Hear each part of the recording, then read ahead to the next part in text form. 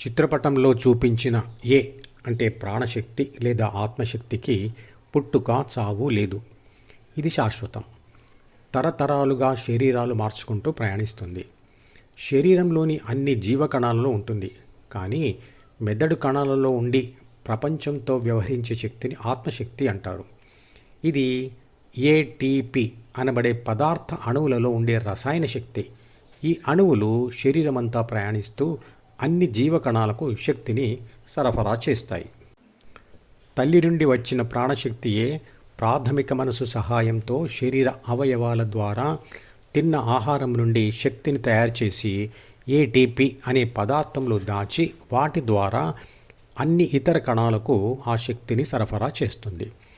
ఒంటరిగా ఉన్నప్పుడు స్వచ్ఛమైన ఆత్మగా దిశాగమ్యం లేకుండా నిర్లిప్తంగా ఉంటుంది. ఇలా ఉండేది గాఢ నిద్రలో లేదా ధ్యాన సమాధి స్థితిలో మాత్రమే. విశ్వశక్తి వల్ల జన్మించిన అనేక ఇతర శక్తులలో ఇది ఒకటి.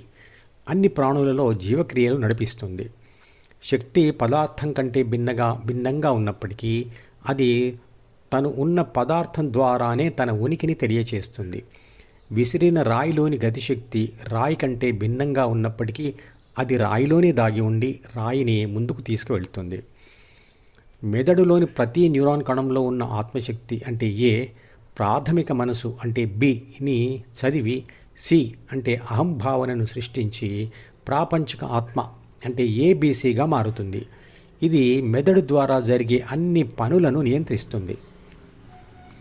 న్యూరాన్ కణంలో ఉన్నప్పుడు ఏ+బికి కాన్షియస్నెస్ ఉండదు. ఏ+బి సిను కలిసి ప్రాపంచిక ఆత్మగా మారినప్పుడు మాత్రమే దానికి శారీరక మరియు ప్రాపంచిక స్పృహ కలుగుతుంది. అంటే సి లేదా అహమే కాన్షియస్నెస్. ఏబీసీ చురుకైనది. అదే అన్ని పనులకు కర్త. అదే డిలోకి వచ్చిన సమాచారంని చదువుతుంది, నిర్ణయం తీసుకుంటుంది, నిర్ణయాలను మరియు సమాచారాన్ని అందులోనే రాస్తుంది, వాటిని చదివి పనులు చేస్తుంది.